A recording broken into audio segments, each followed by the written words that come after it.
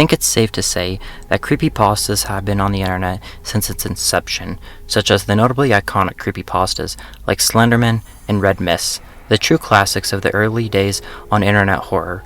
But what if I told you out there that there was a creepypasta out there so iconically overlooked? Nowadays, this creepypasta in lots of respects was the start for the analog and ARG type horror that we see today, due to its revolutionary storytelling, an underlying feeling of true creepy that evolves past the story itself.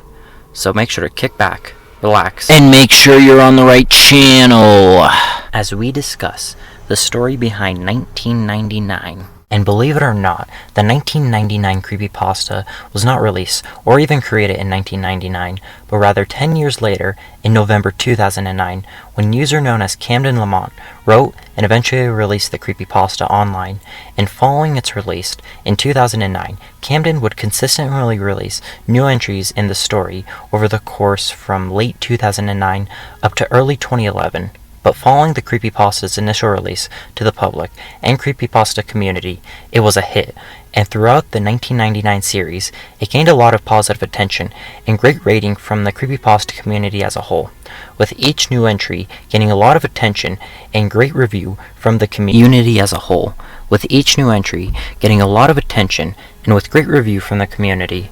Now, this video isn't on the creepypasta itself, but to give an excerpt on what the story is about, it takes place in 1999, obviously, but another common name that the community would call the story is Mr. Bear Cellar, or as called in Local 21. But much like the iconic Candle Cove creepypasta, the story is about a fictional TV show which aired on a kids' television program and was also claimed to be seen on several public access stations to a small viewership in a small unidentified part of the world, with the telling of the story set 10 years after the events of the show that long by this point has gone off air. The teller of the story, Elliot, goes into depth about what he saw on this creepy and nightmare-inducing show.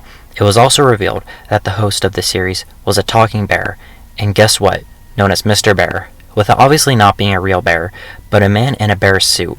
But interestingly enough, it was reported that the inspiration behind this character was a bear from a kids' show called Bear in the Big Blue House, with it as well being reported that other characters in this demented kids' TV show were based off of other TV shows like Barney. But keep in mind, this is only a synopsis on the creepypasta, and if you haven't read or heard it, I would really recommend reading or hearing the story. I'll be sure to put something in an annotation where you can go hear the story and leave the official creepypasta story in the link in the description. But regardless, with a high amount of tropes and dynamic storytelling, the 1999 creepypasta was quickly up there with all the other iconic creepypastas.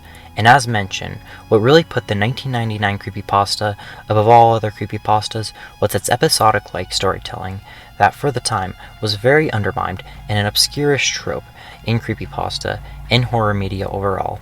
But come April of 2011, Camden Lamont would seemingly conclude the 1999 creepypasta series, and just like that, the series was over. But not the reach of the 1999 creepypasta, because come over the year, and over half a year later, in September of 2012, a 4chan user posted a thread on the X Paranormal forum with the user stating he was looking back at the old 1999 blog about the local cable television station and was curious if the series ever received an official continuation.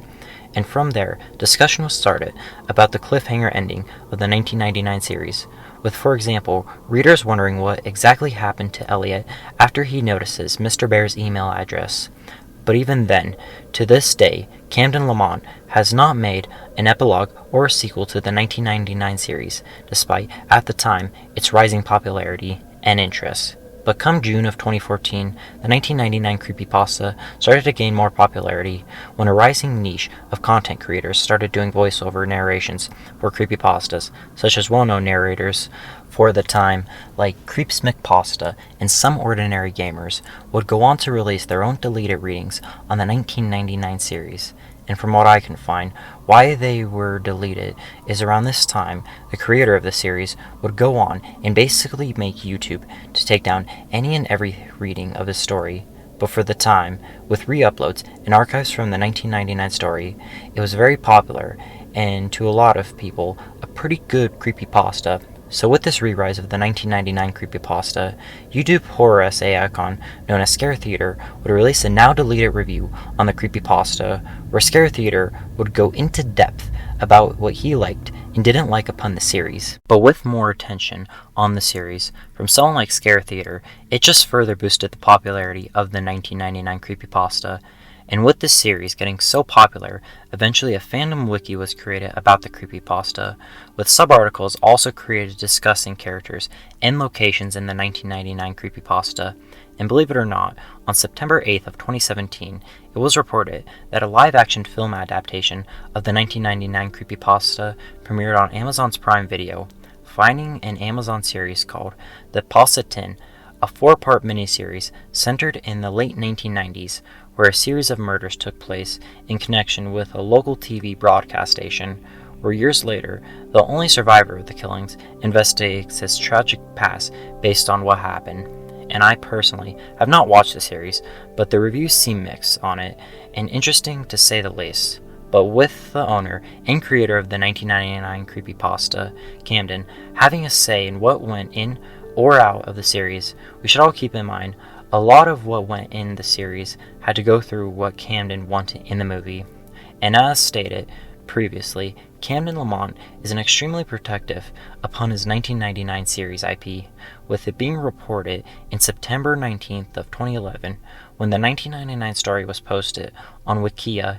It was just an outright copy of the creepypasta, with it being reported that the blog was also starting an unofficial continuation of the 1999 story was being made, and the wiki remained up for years. That was until June of 2015, when by this time, mass accusations of plagiarism were going on all throughout the internet, of Camden taking down anything and everything related to his story being told that wasn't permitted by him, with it being reported from many readers of the story called Alan Tutorial in France of the 1999 series that the Alan Tutorial series was basically a carbon copy of the 1999 series, just with a few minor changes, and with it, a video in question of the alleged copyright of apparently the Alan Tutorial video series being reported to have similar tropes in the 1999 creepypasta.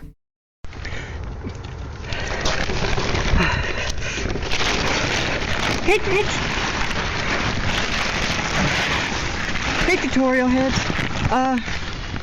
Today, you're going to just check a peek. Okay.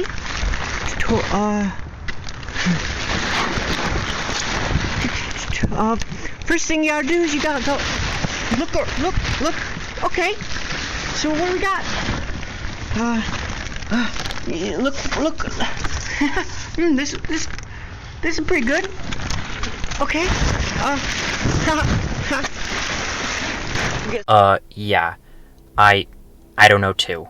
But what we do know is that following this video, comparisons were started between the Alan video and the 1999 creepypasta for the reasons stated here. And following this explosion of plagiarism, come February of 2016, the Wikia fandom staff would place a disclaimer in the 1999 creepypasta story to let people know that the creepypasta did not originate from the fandom website, with that as well addressing the problem that they had with the creator of the story. However, come November of 2018, the 1999 creepypasta page was deleted in response to a DMCA takedown notice. And to preface what a DMCA means, it's basically any online content creator's worst nightmare, or in other words, Digital Millennium Copyright Act, which basically means that a branch of the US government is getting involved on taking down whatever online media you have up online that they want taken offline. And yet again, Camden Lamont had further imposed his will on protecting his creepypasta IP. But at the same time, I get why Camden Lamont would protect his story, just due to the extreme popularity and grasp that the story holds with the community at large. And with a lot of online medias not properly crediting the owner of an IP, I can see why Camden would go out of his way to make sure he gets the proper and rightful credit he deserves for making such a revolutionary creepypasta. Don't get me wrong, some of it is a bit unnecessary, but at the same time, it's pretty easy to find re-uploads and online writings about the story just with a simple search. But I think for the most part, Camden is just trying to keep his story in the more niche and underseen part of the internet, for one, so he can get the credit he deserves, and two, to kind of still give it that old-fashioned internet horror feel to it that we just don't quite see nowadays. So there you have it, the story behind 1999. I think it's safe to say that this creepypasta is a true shining gem in the internet horror mine of not always so good creepypastas, but a creepypasta that I feel is ultimately does not get the attention and in some cases the respect it deserves.